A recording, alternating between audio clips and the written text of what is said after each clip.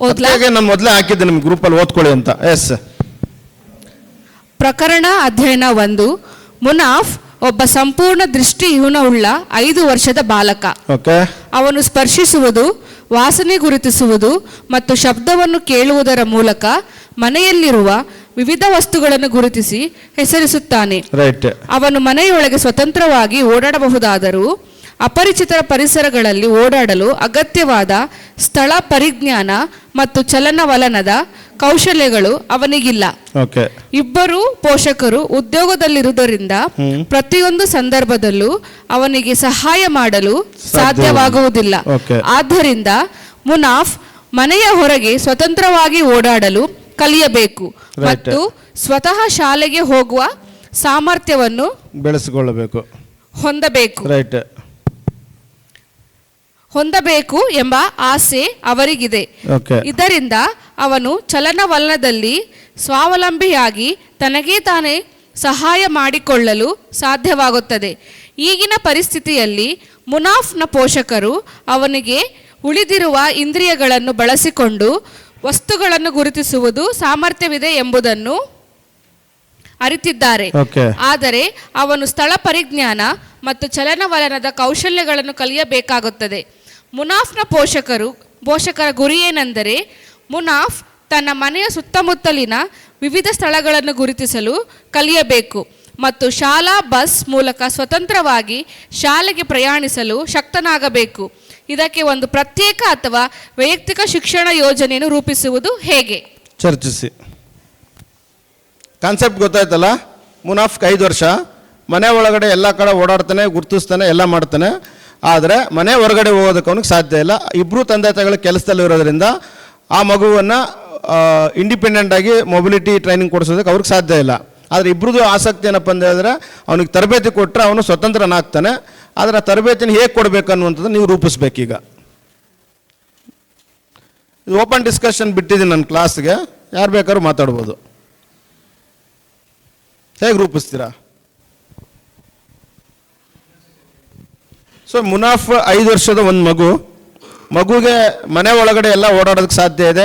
ಎಲ್ಲ ಕಡೆ ರೂಮು, ಅಡುಗೆ ಮನೆ, ಹಾಲು ಎಲ್ಲ ಗೊತ್ತು, ಓಡಾಡ್ತಾನೆ ಒಂದು ಮನೆ ಒಳಗಡೆ. ಮತ್ತು ವಸ್ತುಗಳನ್ನು ಕೂಡ ಗುರುತಿಸ್ತಾನೆ. ಆ ಸ್ಪರ್ಶ, ವಾಸನೆ ಇತ್ಯಾದಿಗಳನ್ನು ಉಪಯೋಗಿಸ್ಕೊಂಡು ಇದು ಇದು ಇದು ತರಕಾರಿ ಕೊಟ್ಟರೆ ಇದರಿಂದ ತರಕಾರಿ ಅಂತ ಗುರುತಿಸ್ತಾನೆ. ಗೊತ್ತಿದೆ ಅವನಿಗೆ, ಮನೆ ಒಳಗಿನ ವಸ್ತುಗಳೆಲ್ಲ ಗೊತ್ತಿದೆ. ತಂದೆ ತಾಯಿ ಇಬ್ಬರು ಕೂಡ ಕೆಲಸದಲ್ಲಿರೋದ್ರಿಂದ ಆ ಮಗುವಿಗೆ ಮನೆ ಹೊರಗಿನ ಅಂದರೆ ಅಪರಿಚಿತ ಸ್ಥಳಗಳಂತ ಹೇಳ್ತಾರೆ ಅವರು. ಮನೆ ಹೊರಗಿನ ಅಥವಾ ಸುತ್ತಮುತ್ತಲಿನ ಸ್ಥಳಗಳ ಪರಿಚಯ ಅವನು ಮಾಡ್ಕೊಳಕ್ಕಾಗ್ತಾ ಇಲ್ಲ, ಅಂದರೆ ಓಡಾಡೋಕ್ಕಾಗ್ತಾ ಇಲ್ಲ. ಮತ್ತು ಅವನು ಶಾಲಾ ರೆಡಿನೆಸ್ ಅಂದರೆ ಶಾಲೆಗೆ ಹೋಗೋದಕ್ಕೆ ಸಿದ್ಧ ಆಗೋದಕ್ಕೆ ಸಾಧ್ಯ ಆಗ್ತಿಲ್ಲ. ಬಿಕಾಸ್ ಆಫ್ ಮೊಬಿಲಿಟಿ ಟ್ರೈನಿಂಗ್ ಅವನಿಗೆ ಇಲ್ಲದ ಕಾರಣ. ಈಗ ಆ ತಂದೆ ತಾಯಿಗಳ ಅನಿಸಿಕೆ ಏನಪ್ಪ ಅಂತ ಹೇಳಿದ್ರೆ, ನಮ್ಮ ಮಗನಿಗೆ ಒಂದಷ್ಟು ಮೊಬಿಲಿಟಿ ತರಬೇತಿ ಕೊಟ್ಟರೆ ಅವನು ಹೊರಗಿನ ಪ್ರಪಂಚದಲ್ಲೂ ಕೂಡ ಓಡಾಡ್ತಾನೆ ಸುಲಭವಾಗಿ ಅನ್ನುವಂಥದ್ದು ಅವರು ಒಂದು ಅಭಿಪ್ರಾಯ. ಈಗ ಆ ಮಗುವಿಗೆ ಇಂಡಿಪೆಂಡೆಂಟಾಗಿ ಚಲನವಲನ ತರಬೇತಿಯನ್ನು ಕಲಿಸಿ ಇಂಡಿಪೆಂಡೆಂಟ್ ಓಡಾಡೋದಕ್ಕೆ ನೀವು ಒಂದು ಪ್ಲ್ಯಾನನ್ನು ರೂಪಿಸ್ಬೇಕು. ಅದು ನಿಮ್ಮ ಟಾಸ್ಕ್. ಹೇಗೆ ರೂಪಿಸ್ತೀರ? 5 years ಮಗು. ಅದು ಒಬ್ಬೊಬ್ರು ಮಾತಾಡ್ಬೋದಾ? ಒಬ್ಬೊಬ್ರು ನಿಮ್ಮ ಹೆಸರು ಹೇಳ್ಬೋದು. ಫಸ್ಟ್ ಹೆಸರು ಹೇಳಿ, ಆಮೇಲೆ ಮಾತಾಡಿ. ಎಸ್. ಅಂದರೆ ಆ ಮಗುವಿಗೆ ಒಂದು ಪ್ರತ್ಯೇಕ ಟೀಚರನ್ನು ಅಪಾಯಿಂಟ್ ಮಾಡಿ ಅವ್ರ ಮೂಲಕ ಆ ತರಬೇತಿ ಕೊಡಿಸ್ಬೇಕು. ಅಂದರೆ ತಂದೆ ತಾಯಿಗಳ ಜವಾಬ್ದಾರಿ ಅಲ್ಲಿ ಕಡಿಮೆ ಆಗುತ್ತೆ ಅಂತ. Okay, next. ಓಕೆ, ಹೌದು. ಆಗ ಓಕೆ, ಅಂದರೆ ಇಲ್ಲಿ ಏನಾಯ್ತಪ್ಪ ಅಂದರೆ ಮೊಬಿಲಿಟಿ ಇನ್ಸ್ಟ್ರಕ್ಟರ್ ಬಂದರು. ಆರಂಭದಲ್ಲಿ ಹೇಳಿದ್ದು ನೆನಪಿದೆ ನಿಮಗೆ? ಈ IEP ಅನ್ನುವಂಥದ್ದು ಒಂದು ಗುಂಪಿನ ಒಂದು ಕೆಲಸ. ಒಬ್ಬರು ಮಾಡೋಕ್ಕಾಗದೇ ಇರೋ ಕೆಲಸ ಪೋಷಕರು ಮಾಡಬೇಕು, ಸಮುದಾಯ ಕಾರ್ಯಕರ್ತರು ಮಾಡಬೇಕು, ಮತ್ತು ಟೀಚರ್ ಮಾಡಬೇಕು. ಈಗ ನೀವು ಸಮುದಾಯ ಕಾರ್ಯಕರ್ತರನ್ನು ತೊಗೊಂಬರ್ತೀರಾ ಯಾವ ರೂಪದಲ್ಲಿ? ಮೊಬಿಲಿಟಿ ಇನ್ಸ್ಟ್ರಕ್ಟರ್ ರೂಪದಲ್ಲಿ. Yes, continue. ಮತ್ತೆ ಯಾರಾದರೂ? ಅವ್ರು ಹೇಳಿದ್ದು ಕರೆಕ್ಟ್ ಇದೆ. ಬೇರೆ ಇನ್ಯಾರಾದರೂ ಮಾತಾಡ್ಬೋದಾ? ತಮ್ಮ ಹೆಸರು ಸರ್ ಹೇಳಿ ಸರ್. ಓಕೆ ಓಕೆ ಇದು ಇನ್ನೊಂದು ಸಂದರ್ಭ. ಏನಪ್ಪ ಅಂದರೆ ಇನ್ಸ್ಟ್ರಕ್ಟರ್ ಲಭ್ಯ ಇಲ್ಲಪ್ಪ, ಮೊಬಿಲಿಟಿ ಇನ್ಸ್ಟ್ರಕ್ಟರ್ ಲಭ್ಯ ಇಲ್ಲ. ಆಗ ಏನು ಮಾಡ್ಬೋದು ಅಂದರೆ ತಂದೆ ತಾಯಿಗಳನ್ನೇ ಮಗುನ ಹೊರಗಡೆ ಕರ್ಕೊಂಡು ಹೋಗಿ, ಕರೆಕ್ಟಲ್ಲ ದೇವರಾಜರ, ಸುತ್ತಮುತ್ತಲಿನ ಜಾಗ ಪರಿಚಯ ಮಾಡಿಸಿ ಆ ಮಗುವಿಗೆ ಹೊರಗಿನ ಪ್ರಪಂಚದ ಒಂದು ಸ್ಥಳ ಪರಿಜ್ಞಾನವನ್ನು ಕೊಡ್ಬೋದು ಅವರು. ಎಲ್ಲ ಪ್ರಾಬ್ಲಮ್ ಏನಪ್ಪ ಅಂದರೆ ಇಲ್ಲಿ ಅವರು ಕೇನ್ ಟೆಕ್ನಿಕ್ಸ್ ಕಲ್ಸೋಕ್ಕಾಗಲ್ಲ ದೇವರಾಜ್ ಅವರೇ, ಕರೆಕ್ಟ್ ಅಲ್ಲ? ಸ್ಥಳ ಪರಿಜ್ಞಾನ ಕೊಡ್ಬೋದು ಅವರು, ಮನೆಯಿಂದ ಹೊರಗಡೆ ಬಂದರೆ ಗೇಟಿಂದ ಲೆಫ್ಟ್ಗೆ ಹೋದರೆ ಏನಿದೆ, ರೈಟ್ಗೆ ಹೋದರೆ ಏನಿದೆ, ಅಲ್ಲಿ ಫಸ್ಟ್ ಕ್ಲಾಸ್ಗೆ ಹೋದರೆ ಏನು ಸಿಗುತ್ತೆ, ಲೆಫ್ಟ್ಗೆ ಹೋದರೆ ಏನು ಸಿಗುತ್ತೆ, ಇದೆಲ್ಲ ಕಲಿಸ್ಬೋದು ಅವರು, ಸ್ಥಳ ಪರಿಜ್ಞಾನ ಕೊಡ್ಬೋದು. ಆದರೆ ಕೇನ್ ಟೆಕ್ನಿಕ್ಸನ್ನು ಕಲಿಸೋಕ್ಕೆ ಆಗಲ್ಲ. Okay, next other then Devaraj, Sridevi, ಮತ್ತು ಇನ್ಯಾರು? ಎಸ್, ಹೇಳಿ ಸರ್, ಹೇಳಿ ಸರ್. ಹ್ಞೂ ಹ್ಞೂ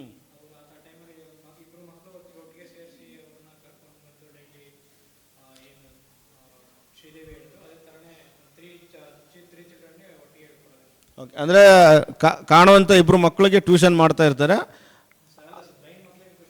ಓಕೆ ಓಕೆ, ಹ್ಞೂ. ಅಂದರೆ ಆ ವಾತಾವರಣದಲ್ಲಿ ಅಥವಾ ಆ ಸುತ್ತಮುತ್ತಲ ಪರಿಸರದ ಇನ್ಯಾರೋ ಇಬ್ಬರು ಬ್ಲೈಂಡ್ ಮಕ್ಕಳಿದ್ರೆ ನೀವು ಹೇಳೋ ಸಾಧ್ಯತೆ ಇದೆ. ಇಲ್ಲ ಅಂದರೆ ಈಗ ಒಬ್ಬನೇ ಇದ್ದಾನಂತ ಇಟ್ಕೊಳ್ರಿ, ಆಗ ನಿಮ್ಮ ಸಾಧ್ಯತೆ ಇನ್ನೊಂದು. ಅದೇ ಸುತ್ತಮುತ್ತಲ ಪರಿಸರದಲ್ಲಿ ಇನ್ನೊಂದಿಬ್ಬರು ಮಕ್ಕಳಿದ್ದಾರೆ, ಅವ್ರಿಗೆ ಟ್ಯೂಷನ್ ಯಾರೋ ಕೊಡೋಕೆ ಬರ್ತಾ ಇದ್ದಾರೆ, ಅವ್ರಿಗೆ ಅವ್ರ ಜೊತೆಯಲ್ಲಿ ಈ ಮಗುನ ಸೇರಿಸಿದ್ರೆ ಅಲ್ಲಿ ಕಲಿಕೆ ಸಾಧ್ಯ ಆಗುತ್ತೆ ನೀವು ಹೇಳ್ತಾ ಇದ್ದೀರಾ. ಕರೆಕ್ಟ್ ಅಲ್ವಾ? ಇದು ಒಂದು ಸಾಧ್ಯತೆ, ಒಪ್ಕೋಬೋದು. ನೆಕ್ಸ್ಟ್ ಮತ್ತೆ ಯಾರಾದರೂ?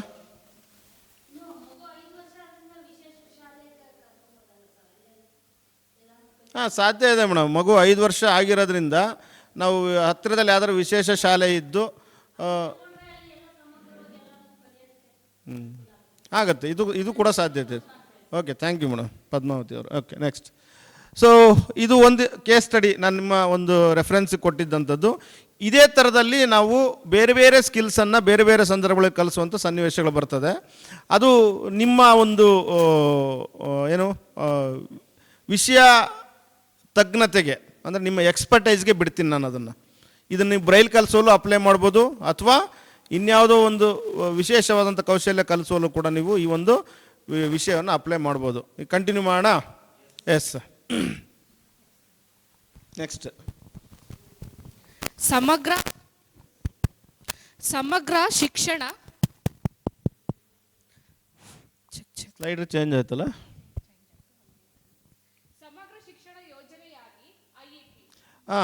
ಇಲ್ಲಿ ಸಮಗ್ರ ಶಿಕ್ಷಣ ಯೋಜನೆಗೆ IEP ಅಂತ ಹೇಳಿದ್ರೆ, ನಾವು ಆರಂಭದಲ್ಲಿ ಮಾತಾಡ್ತಾ ಹೇಳಿದ್ವಿ, ಕೇವಲ ಒಬ್ಬ ಶಿಕ್ಷಕ ಅಥವಾ ಒಬ್ಬ ಪೋಷಕರು ಮಾತ್ರ ಮಾಡಿ ಸೇರ್ಕೊಂಡು ಮಾಡುವಂಥ ಒಂದು ಕಾರ್ಯಕ್ರಮ ಅಲ್ಲ ಇದು.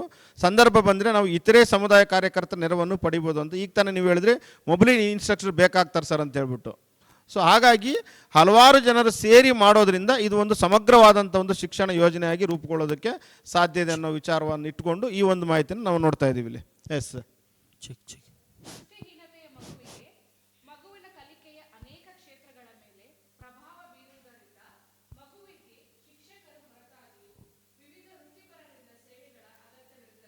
ವಿವಿಧ ವೃತ್ತಿಪರರು ಅಂತ ಹೇಳ್ತೀವಿ, ಬೇರೆ ಬೇರೆ ಪ್ರೊಫೆಷನಲ್ಸ್ ಅಂತ ಕರಿತೀವಿ ನಾವು. ಆ ಥರದ ಪ್ರೊಫೆಷನಲ್ ಸರ್ವಿಸ್ ಕೂಡ ಮಗುವಿಗೆ ಬೇಕಾಗುತ್ತೆ. ಆ ಥರದ ಪ್ರೊಫೆಷನಲ್ಸ್ ಯಾರ್ಯಾರನ್ನಂತ ನೋಡೋಣ ಅಲ್ಲಿ.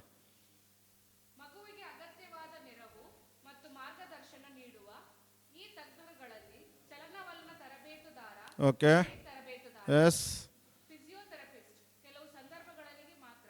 ನೋಡಿ, ಇದು ಕೆಲವು ಸಂದರ್ಭ. ಯಾಕಂತ ಹೇಳಿದ್ರೆ ಫಿಸಿಯೋಥೆರಪಿಸ್ಟ್ ಎಲ್ಲ ಮಕ್ಕಳಿಗೂ ಬೇಕಾಗಲ್ಲ. ಕೆಲವು ಮಕ್ಕಳಿಗೆ ಕೈಕಾಲುಗಳಲ್ಲಿ ಶಕ್ತಿಯ ಕೊರತೆ ಇದ್ದರೆ, ಅಥವಾ ಅವ್ರಿಗೇನಾದರೂ ಫಿಸಿಕಲ್ ಮೂಮೆಂಟ್ಗೆ ಸಂಬಂಧಪಟ್ಟಂಗೆ ತೊಂದರೆ ಇದ್ದರೆ ಆ ಸಂದರ್ಭದಲ್ಲಿ ಮಾತ್ರ ಇವ್ರ ನೆರವನ್ನು ನಾವು ಪಡ್ಕೋಬೋದು, ಫಿಸಿಯೋಥೆರಪಿಸ್ಟ್. ನೆಕ್ಸ್ಟ್, ಪ್ರೊಫೆಷನಲ್ ಟ್ರೈನರ್ಸ್ ಅಂತ ಹೇಳ್ತೀವಿ, ಅಂದರೆ ವೃತ್ತಿ ತರಬೇತಿಯನ್ನು ಕೊಡುವಂಥವ್ರು. ಮತ್ತು ಕೌನ್ಸಿಲರ್ಸ್, ಮಗುವಿಗೆ ಏನಾದರೂ ವರ್ತನಾ ಸಮಸ್ಯೆಗಳಿದ್ದರೆ, ಸೈಕಲಾಜಿಕಲ್ ಪ್ರಾಬ್ಲಮ್ಸ್ ಇದ್ದರೆ ಆ ಸಂದರ್ಭದಲ್ಲಿ ಪೇರೆಂಟ್ಸ್ಗೂ ಬೇಕಾಗುತ್ತೆ ಕೌನ್ಸಿಲಿಂಗ್, ಮತ್ತು ಮಕ್ಕಳಿಗೂ ಕೂಡ ಬೇಕಾಗುತ್ತೆ. ಹಾಗಾಗಿ ಕೌನ್ಸಿಲರ್ ಕೂಡ ಇಲ್ಲಿ ಇನ್ವಾಲ್ವ್ ಆಗ್ತಾರೆ. ಹಾಗಾಗಿ ಇಷ್ಟೂ ಒಂದು ವಿಶೇಷಜ್ಞರು ಸೇರಿ ಈ ಒಂದು ಯೋಜನೆಯನ್ನು ರೂಪಿಸೋ ಕಾರಣದಿಂದಾಗಿ ಇದನ್ನು ನಾವು ಒಂದು ಸಂಪೂರ್ಣವಾದಂಥ ಸಮಗ್ರವಾದಂಥ ಸಮನ್ವಯ ಒಂದು ಯೋಜನೆ ಅಂತೇಳಿ ಕರಿಬೋದು. ನಾವು ಎಲ್ಲರೂ ಕೂಡ ಸೇರಿ ಮಾಡಿದಾಗ ಸಾಧ್ಯ ಆಗುತ್ತೆ. ಅದನ್ನೇ ನಾವು ಸಮನ್ವಯ ಅಂತ ಕರೆಯೋದಲ್ಲ. S, next. ಮಗುವಿಗೆ ಸೇವೆ ನೀಡುವಲ್ಲಿ ಭಾಗವಹಿಸುವ ಎಲ್ಲ ವ್ಯಕ್ತಿಗಳೊಂದಿಗೆ ಸಮಾಲೋಚನೆ ನಡೆಸಿ IEPಯನ್ನು ರೂಪಿಸುವುದು ಅತ್ಯಂತ ಮುಖ್ಯವಾಗಿದೆ. ಎಸ್, ಸೊ ಸಂದರ್ಭ ಬಂತು ಅಂದಾಗ ಯಾರ್ಯಾರನ್ನು ನಾವು ಕನ್ಸಲ್ಟ್ ಮಾಡಿ ಆ ಒಂದು ಅಭಿಪ್ರಾಯನ ತೊಗೊಂಡು ನಾವು IEPಯನ್ನು ರೂಪಿಸ್ಬೇಕೋ ಆ ಥರ ನಾವು ರೂಪಿಸಿದಾಗ ಆ ಒಂದು IEP ಯಶಸ್ವಿ ಆಗೋದಕ್ಕೆ ಸಾಧ್ಯ ಇದೆ ಅಂತೇಳಿ ಅರ್ಥ ಆಗುತ್ತೆ ಇದರಿಂದ ನಮಗೆ. Next,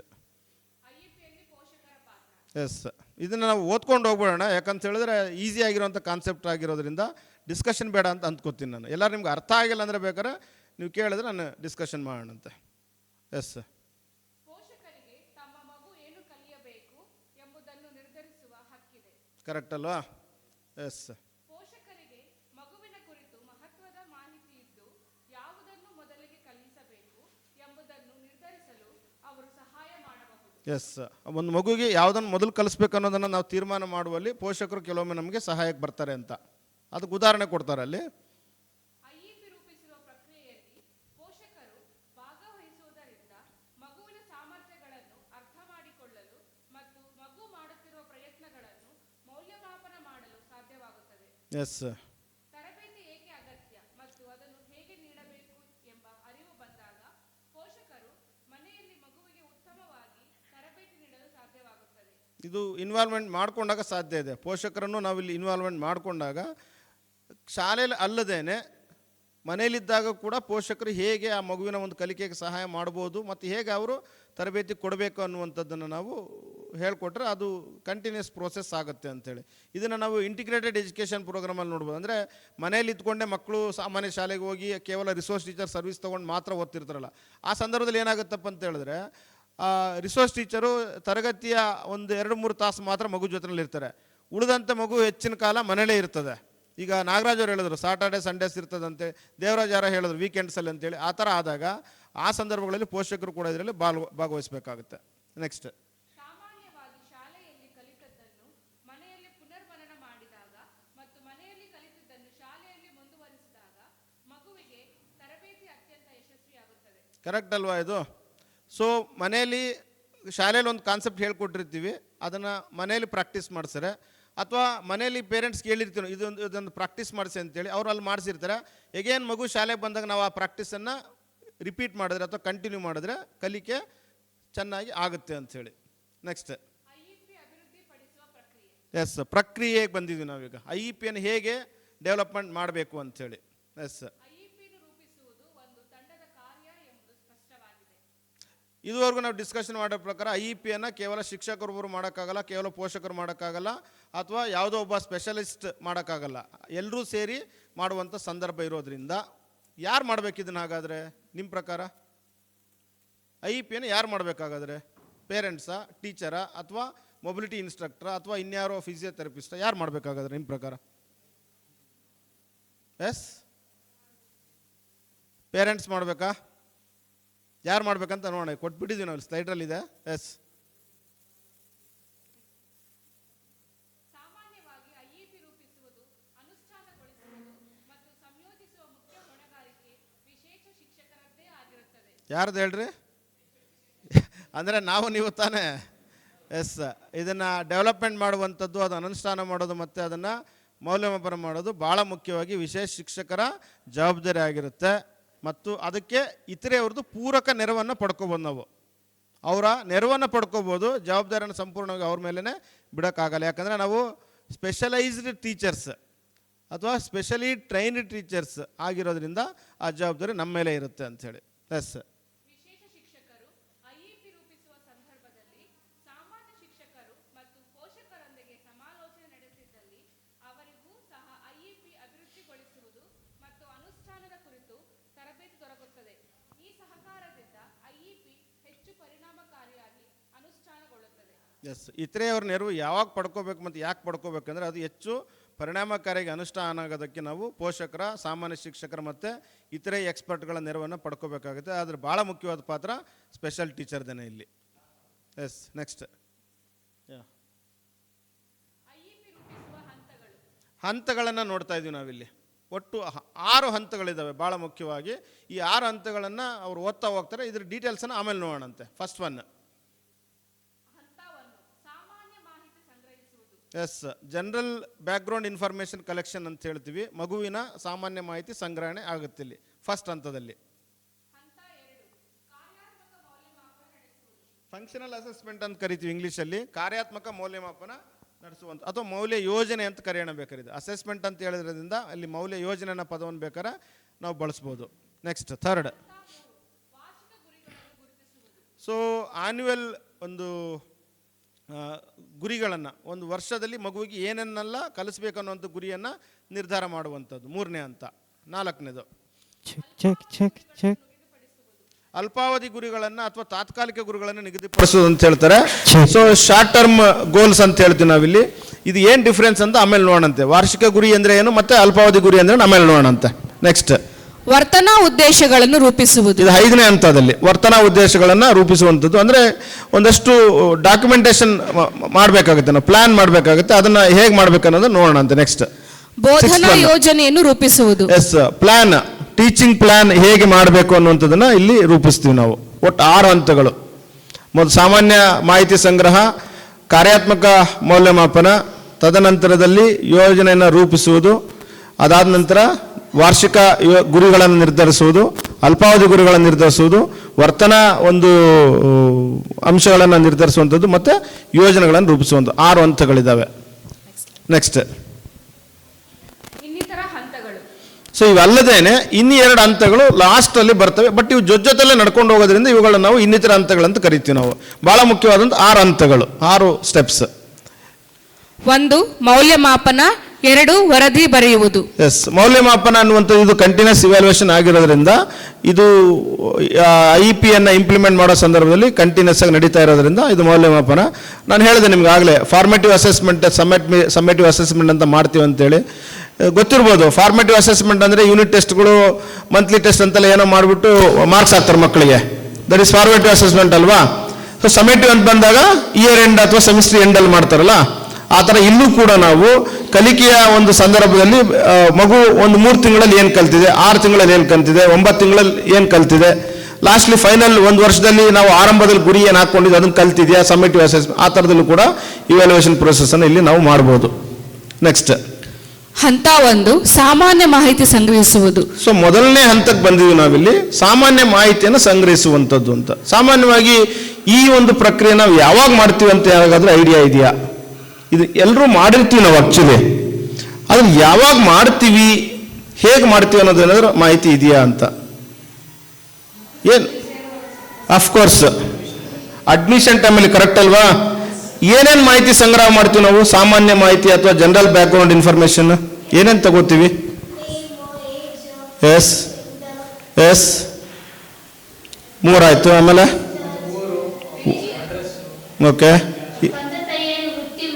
S yes okay. Next, ಇಲ್ಲಿ ಯಾರು ಮೇಡಮ್ ಏನು ಹೇಳಿದ್ರು? PDG ಏನು ಮೇಡಮ್ ಅದು? Yes, health condition, other health issues ಅನ್ನೋದು ಇದೆಯಾ ಅಂತ ಹೇಳಿ.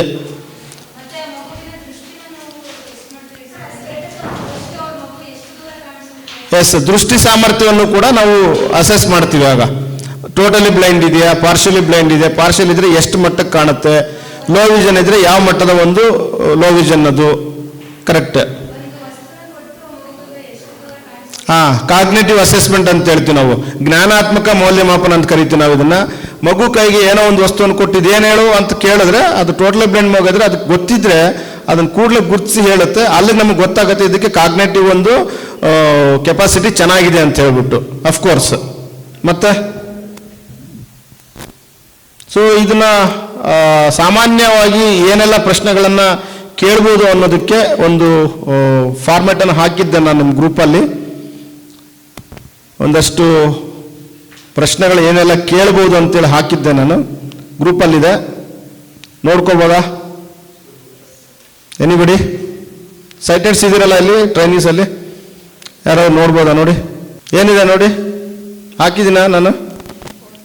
ಹಾಂ, ಎಸ್. ಮಗುವಿನ ಹೆಸರು, ಲಿಂಗ ಮತ್ತು ವಯಸ್ಸು, ಕುಟುಂಬದ ಹಿನ್ನೆಲೆ, ಕುಟುಂಬದ ಸಾಮಾಜಿಕ ಆರ್ಥಿಕ ಸ್ಥಿತಿಗತಿ, ಗ್ರಾಮೀಣ ನಗರ ಹಿನ್ನೆಲೆ, ಸಹೋದರ ಸಹೋದರಿಯರ ಸಂಖ್ಯೆ, ಎಷ್ಟು ಜನ ಇದಾರೆ ಅಂತ ಕೇಳ್ತಿದ್ದಾನೆ ನಾವು. ಅಣ್ಣ ತಮ್ಮಂದ್ರು ಅಕ್ಕ ತಂಗಿರು ಎಷ್ಟು ಜನ ಇದೆ, ಯಾಕೆ ಅಂತ ಹೇಳಿದ್ರೆ ನಾಳೆ ಆ ಮಕ್ಕಳ ಹೆಲ್ಪನ್ನು ಕೂಡ ನಾವು ಇಲ್ಲಿ ಪಡ್ಕೋಬಹುದು. ತಂದೆ ತಾಯಿಗಳ ಜೊತೆನಲ್ಲಿ ಮಕ್ಕಳ ಫ್ಯಾಮಿಲಿ ಮೆಂಬರ್ಸ್ ಹೆಲ್ಪನ್ನು ಕೂಡ ಪಡ್ಕೋಬಹುದು ನಾವು.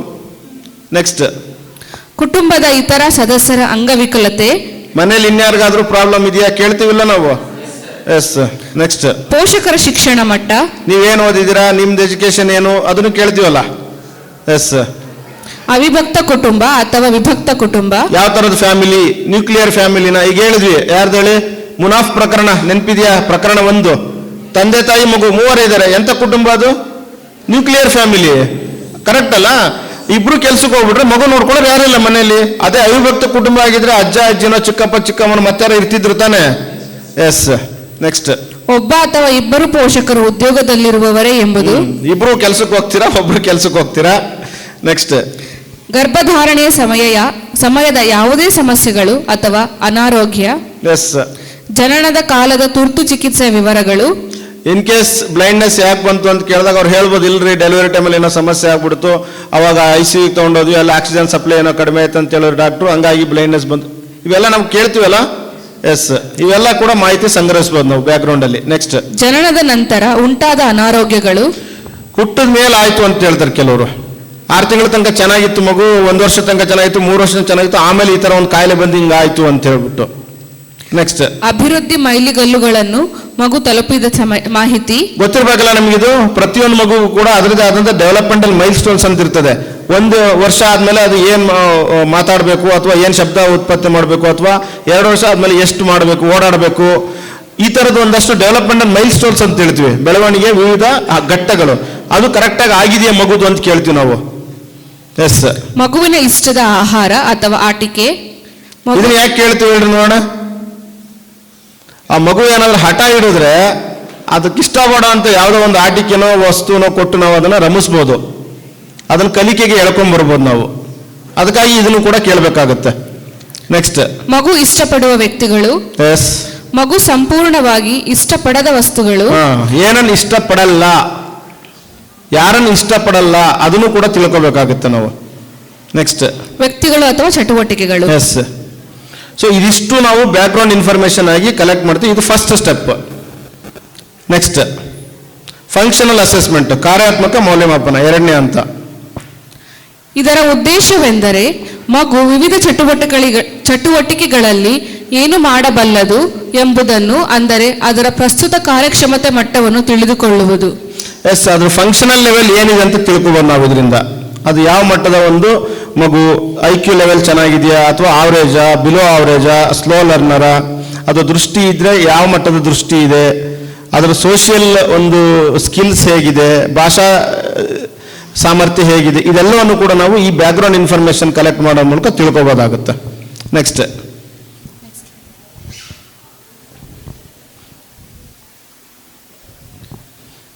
ಶಿಕ್ಷಕರು ಮಗುವಿನ ಕಾರ್ಯಾತ್ಮಕ ಮೌಲ್ಯಮಾಪನಗಳನ್ನು ನಡೆಸಬಹುದು. ಕೆಲವು ಕ್ಷೇತ್ರಗಳಲ್ಲಿ ಮಗುವಿನ ಸಾಮರ್ಥ್ಯವನ್ನು ಮೌಲ್ಯಮಾಪನ ಮಾಡಲು ಪೋಷಕರಿಗೆ ತರಬೇತಿಯನ್ನು ನೀಡಬಹುದು.